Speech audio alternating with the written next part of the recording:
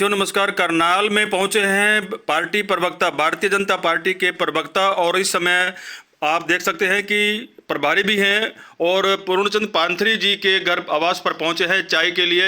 और तमाम पार्टी कार्यकर्ता और पदाधिकारी और आस पड़ोस के सभी सेक्टर 6 और करनाल के आसपास के सभी तमाम उत्तराखंड सभा के समिति के सदस्य यहां पे पहुंचे हैं। और भारत भूषण जुएल जी का स्वागत करने के लिए आप देख सकते हैं कि हाथों में माला लिए हुए खड़े हुए हैं। अभी ये सभी लोग आए हुए हैं और बातचीत चली हुई है, गुफ्तगू चली हुई है काफ़ी समय से, और उनका स्वागत करते हुए नजर आ रहे हैं।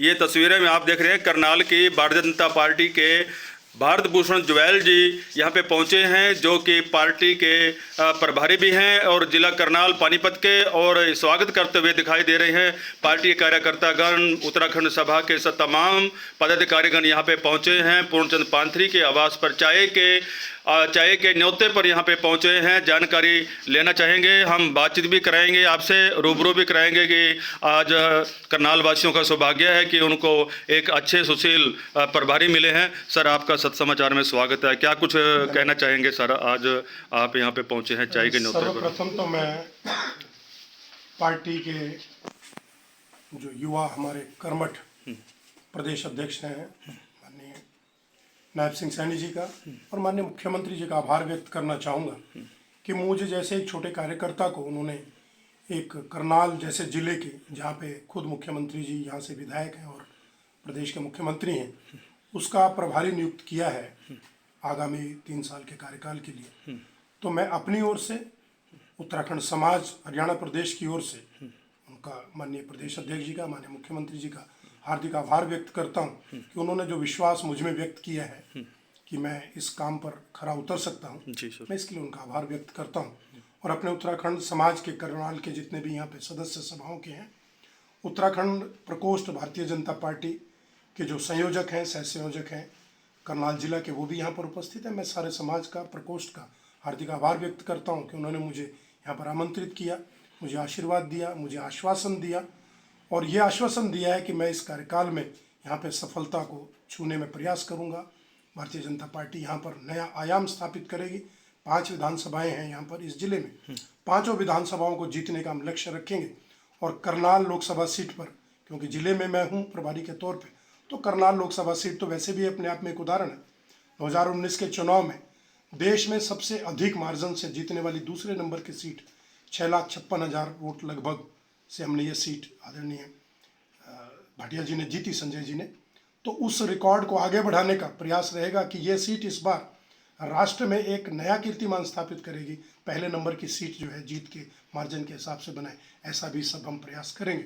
तो मैं सबका आभार व्यक्त करता हूँ, माननीय मुख्यमंत्री जी को, माननीय प्रदेश अध्यक्ष जी को ये आश्वासन देता हूँ कि मैं जिस प्रकार से काम करने की मेरी शैली है, दिमाग से कम और दिल से ज़्यादा, कार्यकर्ता के साथ, जनता के साथ, मुद्दों के साथ दिल से जुड़ना, और दिल से जुड़ने के साथ दिल की गहराई से ईमानदारी के साथ काम करना, उसी प्रकार काम करूंगा और एक अच्छा रिजल्ट भारतीय जनता पार्टी के पक्ष में लोकसभा और आगामी विधानसभा चुनाव में आए, ऐसा मेरा प्रयास रहेगा। संजय भाटिया जी क्या दोबारा से लोकसभा सीट के लिए फाइट कर रहे हैं? देखिए, इच्छा तो कार्यकर्ताओं की होती है और हर कार्यकर्ता राजनीतिक क्षेत्र में चाहता है कि मुझे प्रतिनिधित्व मिले, सेवा का अवसर मिले, लेकिन अल्टीमेटली जो पार्लियामेंट्री बोर्ड होता है, तो लोकसभा चुनाव की टिकटों का निर्णय उन्हीं को करना होता है। तो पार्टी देखेगी निश्चित रूप से जो योग्य हैं, और भी बहुत सारे योग्य लोग हैं, निश्चित रूप से पार्टी जहाँ चाहेगी, जिसको पार्टी आदेश करेगी, वो चुनाव लड़ेगा। करनाल विधानसभा के लिए क्या मुख्यमंत्री जी या करनाल से फाइट करेंगे, या कोई अभी तक गुड़गांव में भी कयास लगाए जा रहे थे, गुड़गांव से भी सीट? कयासों से तो राजनीति नहीं चलती है और कयास राजनीति में लगते ही रहते हैं, लेकिन माननीय मुख्यमंत्री जी का जो ये कार्यकाल रहा है, जब से 2014 से वो मुख्यमंत्री बने, तो करनाल के इस विधानसभा क्षेत्र की अगर बात करें तो माननीय मुख्यमंत्री जी को घर घर में बच्चा ये चाहता है कि ये यहीं से हमारा नेतृत्व करते रहे। तो निश्चित रूप से पार्टी भी उस चीज़ को देखी, माननीय मुख्यमंत्री जी भी उसको देखेंगे। बाकी अंतिम निर्णय समय काल परिस्थिति के अनुसार पार्टी लेती है, जो भी होगा उचित निर्णय अवश्य बढ़िया ही लिया जाएगा। जी प्रभारी जी, अपने कार्यकर्ताओं को आप एक डोज देने वाले हैं ताकि भारतीय जनता की संजीवनी बूटी आपको मिले, तो क्या कुछ अपील करना चाहेंगे अपने कार्यकर्ताओं से? देखिए, कार्यकर्ता भारतीय जनता पार्टी का चुनाव की दृष्टि से बात करें तो हमेशा तैयार रहता है।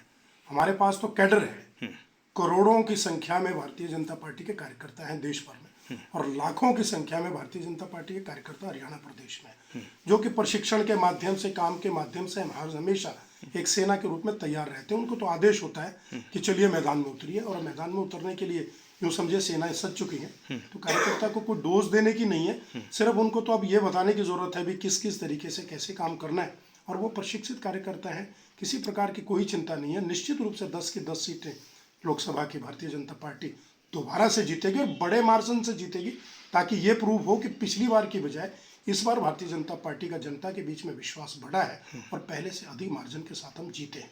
जी, प्रदेश कार्यकारिणी लगभग तैयार के कगार पे है, जिला की कार्यकारिणी भी तकरीबन रिपीट हो रही है, लेकिन कुछ कार्यकर्ताओं की ऐसी फेरबदल होने की आवश्यकता है, तो इस बारे क्या कुछ चर्चा करेंगे आप? देखिए, प्रदेश का नेतृत्व तो तैयार हो गया है, मोर्चे भी तैयार हो गए हैं, सबको दायित्व दे दिया गया है, कुछ का दायित्व परिवर्तन भी हुआ है। अनुभव के आधार पर, कार्य करने के आधार पर पार्टी देखती है कि किस कार्यकर्ता में कहाँ ज़्यादा अच्छा काम करने की क्षमता है, किस क्षेत्र में वो ज़्यादा बढ़िया कर सकता है, इसलिए दायित्व का परिवर्तन भी किया जाता है।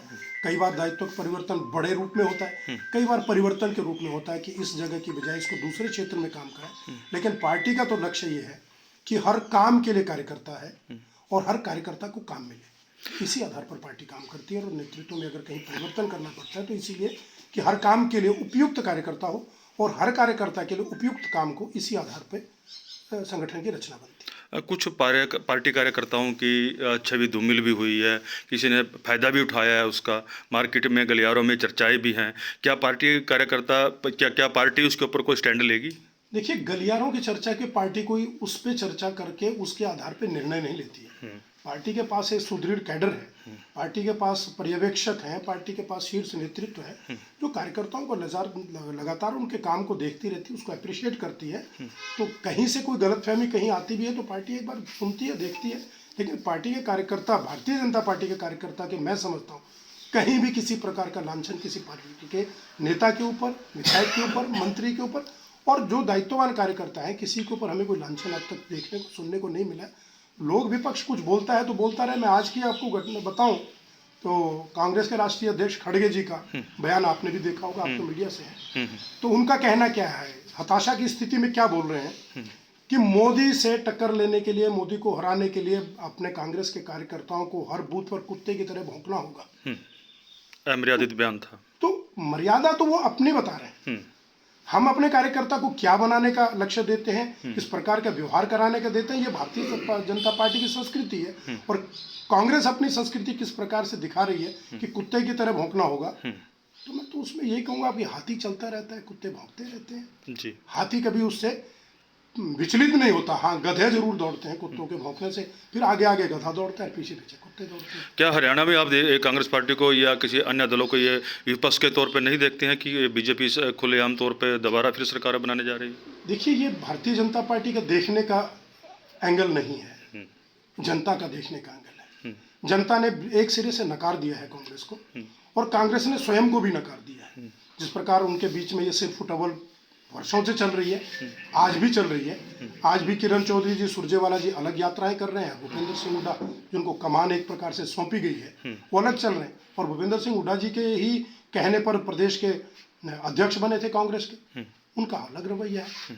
तो ये हम नहीं कर रहे हैं, कांग्रेस खुद ही ये कर रही है। और जनता के बीच में ये स्पष्ट है कि विपक्ष नाम की चीज जो है पूरे देश में कांग्रेस के रूप में नहीं है, और भारतीय जनता पार्टी का विकल्प कोई रहा नहीं है, क्योंकि जो काम वर्षों से होने थे, नहीं हो रहे थे, वो इन पिछले 10 सालों में हुए हैं। और जो काम देश को आज भी चाहिए, तो जनता ये मानती है कि माननीय मोदी जी के नेतृत्व में मात्र भारतीय जनता पार्टी ऐसी पार्टी है जो उन सपनों को साकार कर सकती है, भारत को दिव्य और भव्य बनाने का। तो इसे जनता में अटूट विश्वास है, तो विपक्ष अपने आप समाप्त। प्रभारी जी, 9 साल से बीजेपी पार्टी मतलब उसमें है, सत्ता में है। आज से पहले जनसंवाद कार्यक्रम पहले नहीं किए गए हैं, चुनाव सामने है तो जनसंवाद शुरू कर दिए हैं। इसका 5 साल का कार्यकाल होता है, 5 साल के कार्यकाल में कुछ समय तो लग जाता है, शुरू के 5-7 महीने, उसके बाद काम करना होता है पार्टी को। और काम करने के बाद लगभग जैसे मान लो 4 साल हो गए जैसे आप करें, तो जनसंवाद करने का अर्थ अंत में यही रह गया था। अभी कोई अगर कमी रह गई है, एक तो हम अपनी बात जनता के पास लेके जाएं, दूसरा ये सुनिश्चित करें कि जो सुविधाएं, जो योजनाएं हम लेकर के गए थे वास्तव में अक्षरशः धरातल पर पहुंची हैं या नहीं पहुंची हैं। बीच में भी फीडबैक चलता है, लेकिन अगर वास्तव में कहीं कोई कमी रह गई है तो स्वयं जनता के पास जाकर के, बजाय कि जनता राजनीतिज्ञ के पास आए, विधायक के पास आए, मंत्री के पास आए, मुख्यमंत्री या सरकार के पास आए, सरकार जनता के द्वार पर चली जाए और उनसे पूछे कि आपकी समस्या क्या है, आपका तुरंत निवारण वही कर दे। इसीलिए ये काम किया गया। और विकसित भारत संकल्प यात्रा जो अभी चली है, हरियाणा गर्व से हम कहते हैं कि उसमें प्रथम स्थान पर चल रहा है कि इतनी बड़ी विकसित यात्राएं हमने की हैं। उसका माध्यम भी यही था। आपने देखा होगा कि मंत्री लोग गए, विधायक लोग गए, प्रशासन गया और जनता बैठी और जो समस्या वहां पे थी, चाहे किसी की पेंशन लगनी थी, किसी का आयुष्मान कार्ड बनना था, किसी को उज्ज्वला योजना में सिलेंडर नहीं मिला था, तुरंत फौरी तौर पर वहीं पर रिकॉर्ड भी बना, पेंशनों के सर्टिफिकेट भी दिए गए। उज्ज्वला योजना नहीं थी तो उसके माध्यम से उसको उज्ज्वला योजना का लाभ भी दिया गया। आयुष्मान कार्ड नहीं तो बना करके भी दिया। तो ये तो जनता इसको बड़े हर्ष के साथ ले रही है कि पहली बार सरकार ऐसा कर रही है कि घर पे आकर के सुविधाएं जो नहीं पहुंच पाई थी किसी कारणवश वो पहुंचा दी गई। क्या अपील करना चाहेंगे देशवासियों को? मैं तो अपील देशवासियों से, प्रदेशवासियों से ये करना चाहूँगा कि बड़े समय के बाद ऐसा युग पुरुष भारतीय जनता पार्टी के प्रधानमंत्री के रूप में मोदी जी आए, जिन्होंने इस देश को विश्व के पटल पर इतना सम्मानित कर दिया है, इतना प्रकाशित कर दिया है और अभी लक्ष्य काफ़ी दूर है। जिस प्रकार हम कह रहे हैं कि जब हम अपनी आज़ादी के 100 वर्ष मनाएंगे तो जो अमृतकाल का महोत्सव चल रहा है, ये पार्टी का लक्ष्य नहीं है, पार्टी का ही नारा नहीं है, पूरे देश का लक्ष्य है। पूरा देश का नारा है कि अमृतकाल के समय में हम देश को इस प्रकार से स्वावलंबन में लेकर के चले, आत्मनिर्भर कर दें और देश का जो है जिसको हम विश्व गुरु पे ले जाने के मार्ग पर प्रशस्त कर रहे हैं, सब लोग इसमें सहयोग करेंगे तो निश्चित रूप से जो हमारा लक्ष्य है भारतीय जनता पार्टी का, ये जो सांस्कृतिक राष्ट्रवाद है जो कहता है वसुधैव कुटुंबकम, उसको परिलक्षित करने के लिए, उसको मानने के लिए पूरा विश्व आज हमारे साथ खड़ा है और उसको स्थापित कर पाए, विश्व गुरु के रूप में भारत को लोग मानने लगें, जानने लगें और अनुयायी बनने लगें। तो हमारा यही लक्ष्य है कि भारत आत्मनिर्भर हो, शांति प्रिय एक व्यवस्था जो है पूरे विश्व में लागू हो, उसी के लिए हम कार्यरत हैं और पूरे लोग इसी पे माननीय मोदी जी के साथ खड़े हैं। तो हमारा पूरा विश्वास है कि अमृतकाल के समय में हम ऐसा नया भारत बनाएंगे जो विश्व का मार्गदर्शन करेगा। Thank you sir. धन्यवाद। पूर्णचंद पांथरी जी जो कि उत्तराखंड सभा के अध्यक्ष भी हैं और तमाम पदाधिकारी जी और प्रभारी जी को इस मौके पर एक सुंदर सा मोमेंटो, क्योंकि आप देख सकते हैं कि पूरा देश जहां पर श्री राम जी का अयोध्या में जिन्होंने मंदिर का वो किया था अपना यानी कि उनका जन्म उत्सव मना था, तो उसी अवसर पर प्रभारी जी को श्री रामचंद्र जी की प्रतिमा को भेंट करते हुए उनका सुस्वागतम यहाँ पे किया जा रहा है। ये आप तस्वीरों में देख सकते हैं। सभी पार्टी कार्यकर्ता, उत्तराखंड सभा के तमाम पदाधिकारीगण आए हुए प्रभारी जी का स्वागत करते हुए दिखाई दे रहे हैं। सत्य समाचार के माध्यम से आपको सारी तस्वीरें, लाइव तस्वीरें आपको दिखाई जा रही हैं। सभी दर्शकों से अपील है कि इस खबर को आप अधिक से अधिक शेयर जरूर कीजिएगा। बंसीलाल पंचाल, सत्य समाचार, करनाल, हरियाणा।